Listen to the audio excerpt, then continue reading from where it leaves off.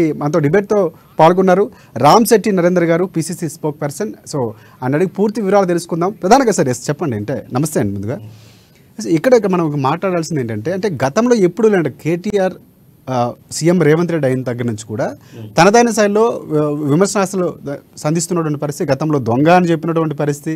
So ఇలాంటి విమర్శలు చేశారు. ఇప్పుడు ఎలాగ వారితో కలిపి ఇన్ని ఒప్పందాలు చేసుకుంటారని ప్రధానంగా విమర్శలు చేస్తున్నారు. సో కానీ ఇక్కడ పూర్తిగా చూసుకుంటే వాళ్ళు చేసినటువంటి గత సమ్మిట్కి ఇప్పటికీ దాదాపుగా డబల్ ఉన్నటువంటి పరిస్థితి కనిపిస్తుంది.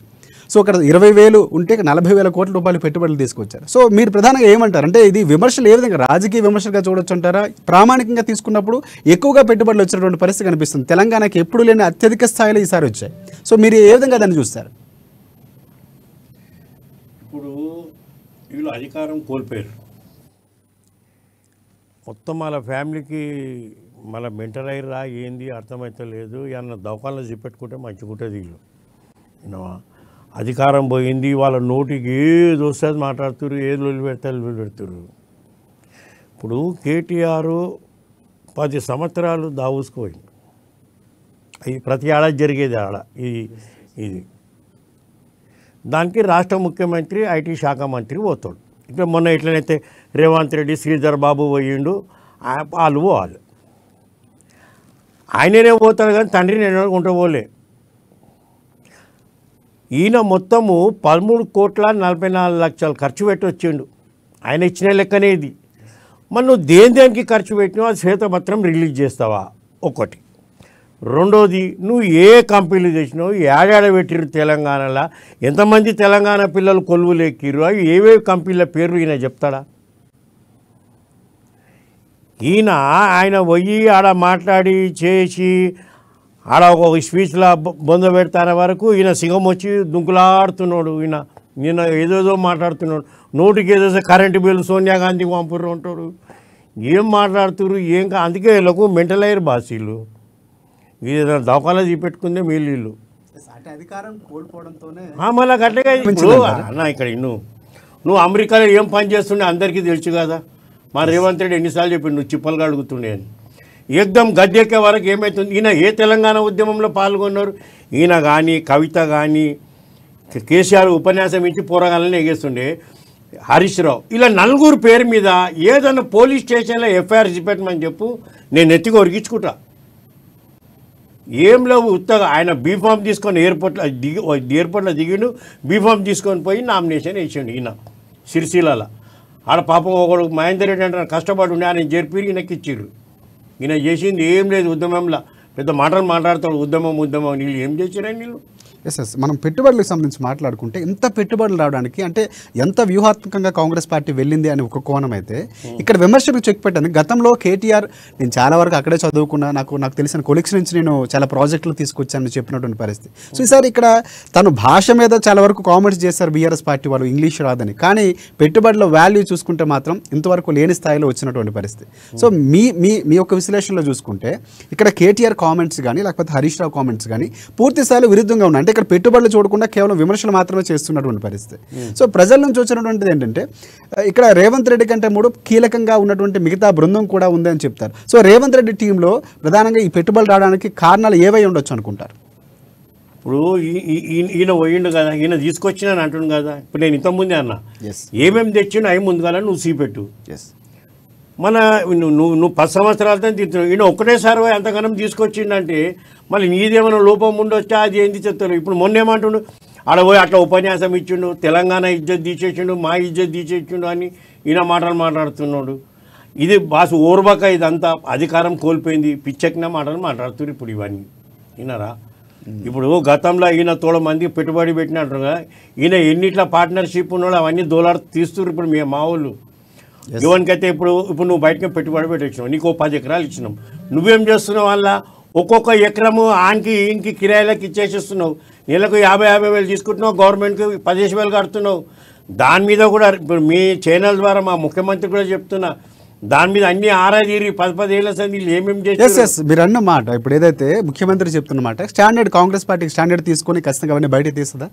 బరాబర్ తీస్తాం. ఎందుకు తీయం సార్? ఇప్పుడు తీస్తలేమా? ఆ కార్ రేసులో బయటికి తీయలేదా?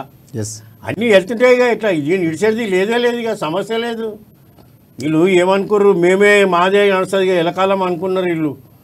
మన ఆయన జ్యోతిబాసు రికార్డు ఇరగొడతానని కేటీఆర్ అన్నాడు కదా, మరి ఏది మళ్ళీ ఇరగొట్టాడు. ఎస్ సార్, ప్రజల తీర్పు మాత్రం వ్యతిరేకంగా ఉంది. అంటే పూర్తి స్థాయిలో ప్రజలు నమ్మారు, ఈసారి కాంగ్రెస్ పార్టీ నమ్మారు, కాంగ్రెస్ పార్టీ రాష్ట్రాన్ని ఇచ్చిందంటే నమ్మకాన్ని నిలబెట్టుకున్నారు. ఇప్పుడు నువ్వు అడినే దానికి అన్నిటికీ ఒకటే ఒక ఆన్సర్ చెప్తా. ఈయన టీఆర్ఎస్ బీఆర్ఎస్ పెట్టిండుగా. ఎస్, మొత్తం భారతదేశంలో 59, 56 అన్ని రీజనల్ పార్టీలు ఉన్నాయి. ప్రతి స్టేట్కు 2, 3. మళ్ళీ ఈయన దగ్గరికి ఓడెందుకు వస్తాడు అది చెప్పు. వీళ్ళు అబద్ధాల కోరు, వీళ్ళు లుటాంచుకున్న సంగతి అందరికీ తెలిసిపోయింది పార్టీలకు. ఒక్కడు వస్తాడు చేయగలుగుతాడు, అందరం కలిసి కొట్టాడదామని. ఇప్పుడు ఏమంటారు, టీఆర్ఎస్ తీసి బీఆర్ఎస్ తీసి మళ్ళీ టీఆర్ఎస్ పెడతామని. మీరు టీఆర్ఎస్ తీసినప్పుడే తెలంగాణకు మీకు రక్త సంబంధం ఖతమైపోయింది. టీఆర్ఎస్ని పెట్టి దోసుకున్న రాష్ట్రాన్ని బీఆర్ఎస్ పెట్టిగా దేశం మీద పడరు. ఆ ఆలోచన ఇల్లదంతా. ఇంకో మాట కూడా మర్యాద లేదు ఇల్లది. ఇప్పుడు నిన్న రేవంత్ రెడ్డి 100 ఫీట్లు బొంద పెడతాన దావస్లో ఏదో మీటింగ్లో చెప్పింది. ఇక దాన్ని పట్టుకొని అంతా రాతాంగం చేస్తారు వీళ్ళు. ఇప్పుడు చిన్న మాట, కేసీఆర్ ఉద్యమంలో ఏమన్నాడు, కాంగ్రెస్ 3 ఫీట్లు బొంద పెడతా, ఈ ప్లదంతా సౌటగాళ్ళు రండగాళ్ళు అన్నావు. నువ్వు ముఖ్యమంత్రి అయినాక అసెంబ్లీలో మా ఉత్తమ్ కుమార్ రెడ్డిని ఏమన్నావు, నువ్వు పీకనికి వచ్చినాడు అసెంబ్లీకి ఉన్నాడు. మొదటి సెషన్లో వచ్చినటువంటి అన్నాడా. తర్వాత మోదీని అవలగాడు నడిపోస్తలేదు అన్నావు. కరోనా వైరస్ ఏమన్నావు, కేంద్ర మంత్రి కిషన్ రెడ్డి రండగాడు అన్నాడు కదా ఈయన.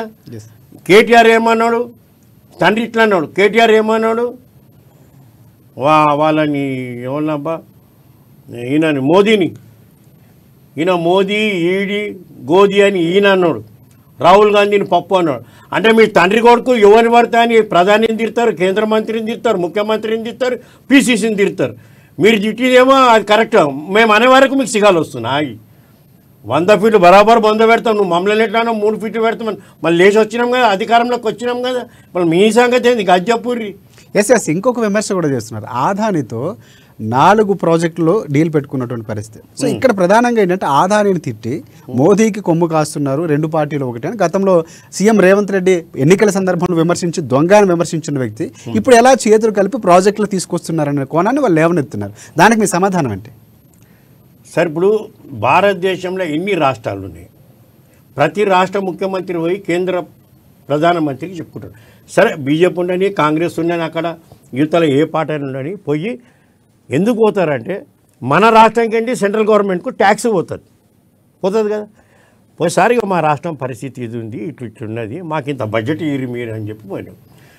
కేసీఆర్ ఎప్పుడన్నా పోయి నరేంద్ర మోదీని కలిసి ఇవన్నీ చెప్పిండా ఒక్కటి. ఈయన పోయి రేవంత్ రెడ్డి వాస్తవాలన్నీ చెప్పిండు, ఇలా దొంగవారం కూడా చెప్పిండు. కాళేశ్వరం బట్టి ఇక వీళ్ళు ఏడాది ఏమేమి చేసినా అన్నీ చెప్పారు. మొత్తం రాష్ట్రంని నాశనం చేసి కూర్చున్నారు. గింత అప్పులైనా గింత వీడైనా అంటే ఆయన ఈ జనవరి ఎండింగ్ల వరకు నేను చేసత్తి అని చెప్పిండు. నిర్మలా సీతారామన్ని పోయి కలిసారు. రేవంత్ రెడ్డి ఒక్కడే పోలే, బట్టి విక్రమార్క పోయిండు, ఉత్తమ్ కుమార్ రెడ్డి పోయాడు, వీళ్ళందరూ పోయి మాట్లాడారు. ఆ సమయంలో అదాని కూడా కలిసి నేను పెడతా పెట్టుబడి ఆడ చేస్తా బిజినెస్, మీ పిల్లల కొల్లులు దొరికితే తెలంగాణలో చాలా సంతోషం అన్నమాట. ఇప్పుడు బయట దేశాలకేం బతిలాడు పట్టుకొచ్చే బదులు మన దేశం కూడా పెడతా సరే అన్నాడు. ఇక్కడ మీరు పాయింట్ మన దేశానికి సంబంధించి అదానికి సపోర్ట్ చేస్తుంది బీజేపీ అదానిని పెంచి పోషిస్తుంది, తప్పుల నుంచి ఆయన చేసినటువంటి అన్నింటిలో కూడా కాపాడుతుందని విమర్శించిన వ్యక్తితో ఎలా సంబంధం పెట్టుకుంటారని ప్రధానంగా లేవనెత్తున్నటువంటి ప్రశ్న. సో అది అంటే దేశ సంపద దేశంలో మన రాజకీయ కోణంగా చూడాలన్నా, రాష్ట్ర అభివృద్ధి కోణంగా చూడాలన్నా, ఎస్ అంతేనే కదా. ఇప్పుడు రాజకీయంగా కోణంగా చూస్తే విరోధం అన్నట్టే, అభివృద్ధి కోణంగా చూస్తే ఎవరైతే మన తెలంగాణ పిల్లలకు నిరుద్యోగం అనేది దూరం అవుతాయి కదా. గా ఆలోచన చేసినాం మేము. మళ్ళీ ఈయన అట్టెట్లా అంటాడు అంటే ఆయన ముఖ్యమంత్రి అయిన తర్వాత, మీరు అన్న మాట, ఆయన ముఖ్యమంత్రి అయిన తర్వాత మాజీ సీఎం ఆయన పడిపోయిన తర్వాత కూడా చూసి పరామర్శించడం కానీ, తర్వాత ఆయన హుందాగా వ్యవహరించి ఆయన పలకరించిన తర్వాత చేస్తున్నటువంటి మాటల సంబంధించి కానీ ఎక్కడికో విమర్శలు చేసినట్లేదు. అంటే ఎన్నికల తర్వాత పూర్తిగా కాంగ్రెస్ పార్టీ అభివృద్ధి వైపు వెళ్తుంది అనేది పాయింట్, అంతే అంటారా? బరాబర్ అభివృద్ధి వైపు వెళ్తుంది. ఇప్పుడు ఇట్లా చెప్పాలి, మొత్తం అప్పుల పాలు చేసి కూర్చున్నాడు. మీకైతే అన్ని తెలుసు. 5.5 లక్షలు ఏం దీన్ని అంటారన్నా.